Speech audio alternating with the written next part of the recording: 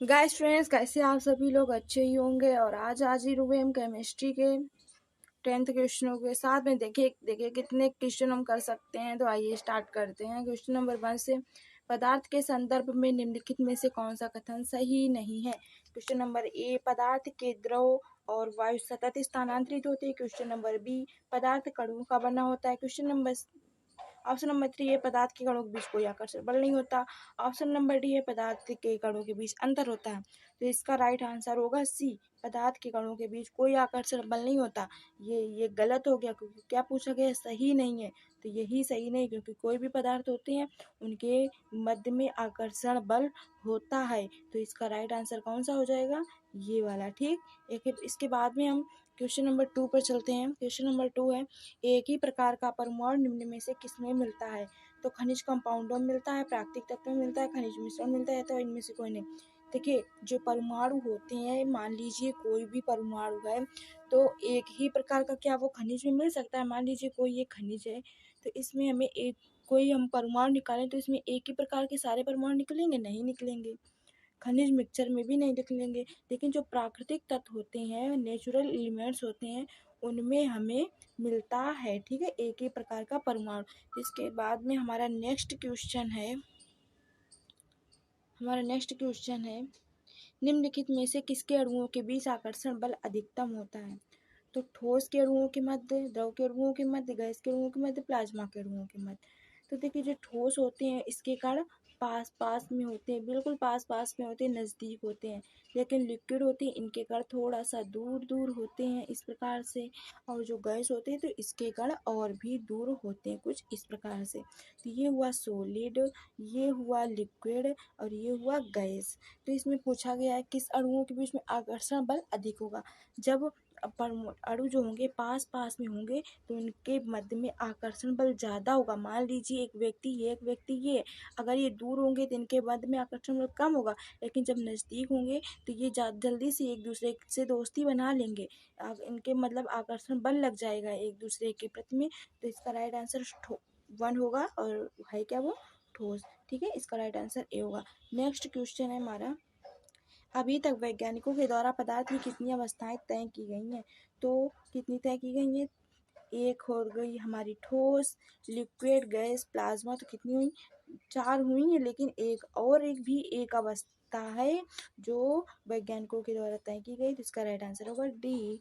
Next question है हमारा 5, fill दिया हुआ है में विसरण अत्यधिक तीव्रता से होता है। क्योंकि जो ठोस के अणु होते हैं वो नज़दीक होते हैं, तो इसमें विसरण अधिकता से नहीं होगा। इनके बीच में आकर्षण बल लगेगा, तो ये एक दूसरे से ज्वाइंट रहेंगे, जुड़े रहेंगे आपस में। और जो द्रव होते हैं उनमें अणु थोड़ा दूर दूर होते हैं, इसलिए इनमें भी विसरण कम होगा, तीव्रता से नहीं होगा। लेकिन जो गैस होते हैं उनके कण दूर दूर होते हैं और आपस में बिल्कुल भी जुड़े नहीं होते हैं, इसलिए इनमें जो तीव्रता होगी विसरण की, इंटेस्टिन की, बहुत हाई होगी, अधिक होगी। तो इसका राइट आंसर कौन सा होगा, बी होगा, गैसों में।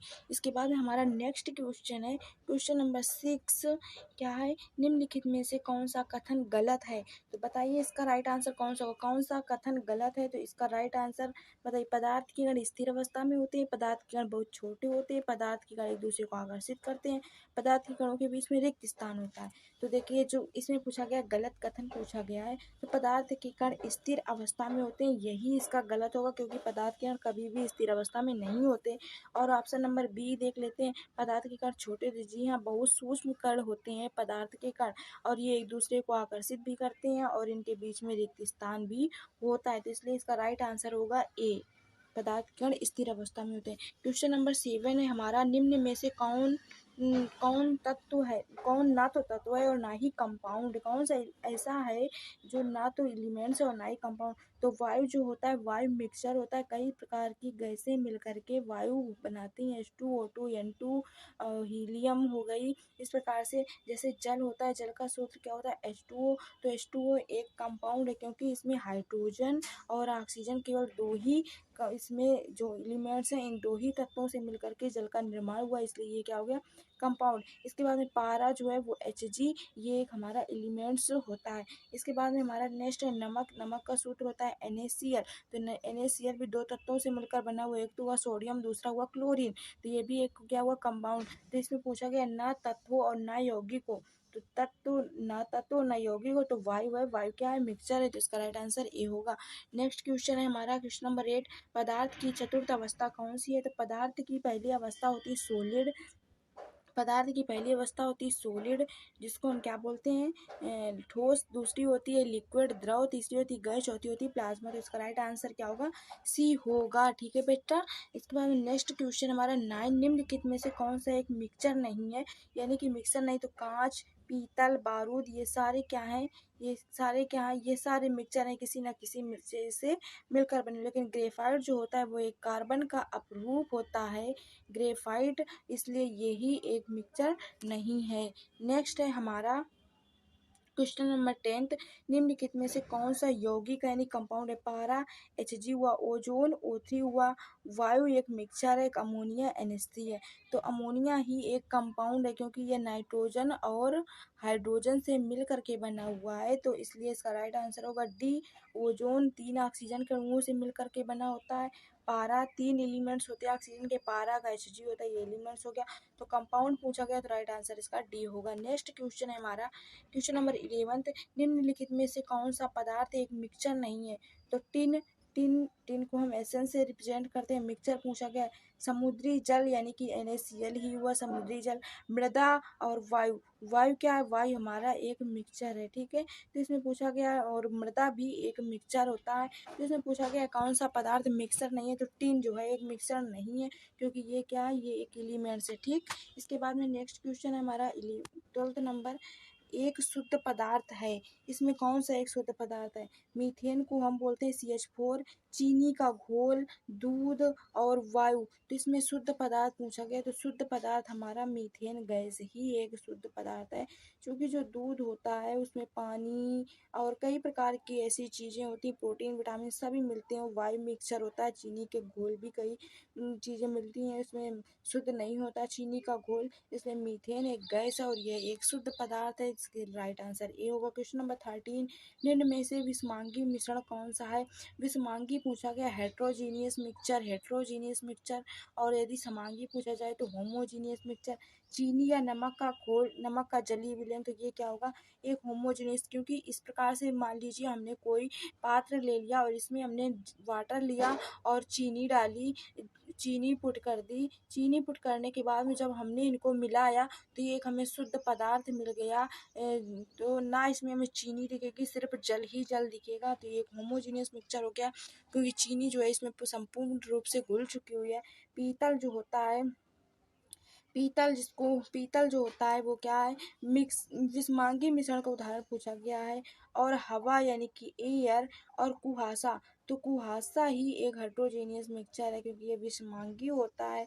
और ये पता नहीं कि कार्बन मोनोऑक्साइड, कार्बन डाइऑक्साइड और कई ऐसे कण होते हैं, ऐसे तत्व होते हैं, ऐसे कंपाउंड होते हैं, ऐसे मिक्सचर होते हैं जिनसे मिलकर बना होता है। और ये नहीं घुलता, हवा घुल जाएगी। पीतल जो है, पीतल को पिघलाएंगे तब भी वो अपने दूसरे रूप में परिवर्तित हो जाएगा, किसी अन्य रूप में डालेंगे तो उसमें परिवर्तित हो जाएगा, उसमें नहीं दिखाई पड़ेगा। लेकिन जो कुहासा होता है, कुहासा यानी कि धूम कोहरा जो होता है वो एक विषमांगी मिक्सचर है। नेक्स्ट क्वेश्चन हमारा 14 है, मिश्रण प्रकृति हो सकती है, मिश्रण प्रकृति में हो सकता है। तो मिक्सर प्रकृति में होमोजीनियस और हेट्रोजीनियस दोनों रूपों में हो सकता है। इसलिए राइट आंसर इसका कौन सा होगा, सी होगा। नेक्स्ट क्वेश्चन हमारा 15 नंबर, निम्नलिखित में से कौन सा विषमांगी मिक्सचर है। निम्नलिखित में से कौन सा विषमांगी मिक्सचर है। इसका राइट आंसर बताइए। पीतल, पीतल के बाद में आता है हमारा चीनी, पानी चीनी का घोल, पानी चीनी का घोल, ये होमोजेनियस मिक्सचर है।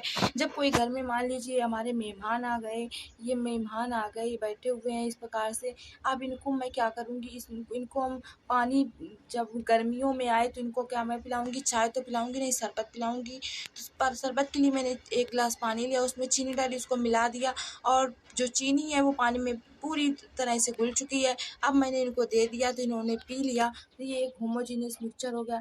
वायु भी एक हमारा मिश्रण होता है और दूध जो है वो एक विषमांगी मिक्सचर होता है। दूध क्या है? विषमांगी मिक्सचर है। इसका राइट आंसर क्या होगा? डी होगा, क्योंकि दूध को हम किस में डालेंगे तो उसको हम परिवर्तित नहीं कर सकते। दूध का रंग हमेशा सफ़ेद था और सफ़ेद ही रहेगा, इसलिए उसको हम चेंज नहीं कर सकते। उसको हम अन्य रूप में यदि डालेंगे तो वो जो है अपना, मान लीजिए कि किसी में डाला तो वो अपना रूप नहीं चेंज करता, इसलिए दूध जो है एक विषमांगी मिश्रण है। यदि हमने क्या किया, मान लीजिए दूध हमने डाल दिया पानी में, तो दूध पानी से अलग नहीं होगा, ठीक है। इसके बाद हमारा नेक्स्ट क्वेश्चन है, क्या शक्कर के घोल में शक्कर एक है? तो शक्कर के घोल में शक्कर एक घुला हुआ पदार्थ होता है, क्योंकि शक्कर का घोल हमने शरबत को ही बोला है। शक्कर का घोल हमने शरबत को ही बोला है। जब ये पानी इसमें शक्कर डाल देंगे तो शक्कर ही दिखाई नहीं देगी, लेकिन पानी दिखाई देगा, तो घुला हुआ पदार्थ हमारा क्या हो जाएगा? शक्कर हो जाएगा, घुला हुआ हमारा पदार्थ। इसके बाद में नेक्स्ट क्वेश्चन हमें क्वेश्चन नंबर 17, धातु में एक मुक्त इलेक्ट्रॉन का पथ का आकार होता है। तो धातु में मान लीजिए एलिमेंट्स में किसका इलेक्ट्रॉन के पथ का आकार कैसा होता है? वक्र रूप में होता है, वक्र रूप में होता है, वक्र रूप में होता है इलेक्ट्रॉन का पथ। धातु में इलेक्ट्रॉन का पथ वक्र रूप में होता है। नेक्स्ट क्वेश्चन नंबर हमारा 18, निम्नलिखित में से कौन सा ऊर्ध्वपातन नहीं है? बर्फ बर्फ बर्फ जो होती है, ये बर्फ जो होती है वो ऊर्ध्वपातित हो जाती है क्या? ऊर्ध्वपातन नहीं है पूछा गया, तो बर्फ जो होती है वो ऊर्ध्वपातित नहीं होती। बर्फ ये लिक्विड में चेंज होगी, लिक्विड के बाद में ये हमारी बनी रहेगी। इस प्रकार से ये जो है ऊर्ध्वपातन नहीं पूछा गया। अमोनियम क्लोराइड जो उड़ जाता है, NaCl मिक्सचर होता है, इसको यदि रख देंगे खुले में तो ये उड़ जाएगा। नेफ्थलीन भी शुष्क होता है, उड़ जाएगा, लेकिन जो कपूर होता है, कपूर को भी सॉलिड होता है, लेकिन जब इसको हम जलाएंगे तो ये क्या होगा? सीधा ऊर्ध्वपातित हो जाएगा, ऊर्ध्वपातित हो जाएगा, और ये दिखाई नहीं पड़ेगा, ठोस से सीधे गैस अवस्था में चला जाएगा। लेकिन जो बर्फ होता है वो इसी का ऊर्ध्वपातन नहीं होता, इसलिए ऑप्शन नंबर 1 हमारा सही होगा। क्वेश्चन नंबर 19 है, जल शोधन में कौन सी प्रक्रिया का प्रयोग किया जाता है? जल शोधन में विपरीत रासायनिक का क्रिया किया जाती है, ठीक है। इसका राइट आंसर होगा बी। नेक्स्ट क्वेश्चन हमारा और लास्ट क्वेश्चन है 20 नंबर, निम्नलिखित में से कौन एक ऊर्ध्वपातन कर सकता है? कौन कर सकता है? तो ammonium chlorate, ammonium sulphate, ammonium chloride, ammonium sulphide. इसका राइट आंसर होगा NH4Cl। अमोनियम क्लोराइड जो है वो ऊर्ध्वपातन कर सकता है। यदि आपको ये सारे वीडियो अच्छे लगे हों, क्वेश्चन अच्छे लगे हों, तो आप चैनल को लाइक एंड सब्सक्राइब करें। मिलते हैं इसी प्रकार के क्वेश्चनों के साथ में नेक्स्ट वीडियो।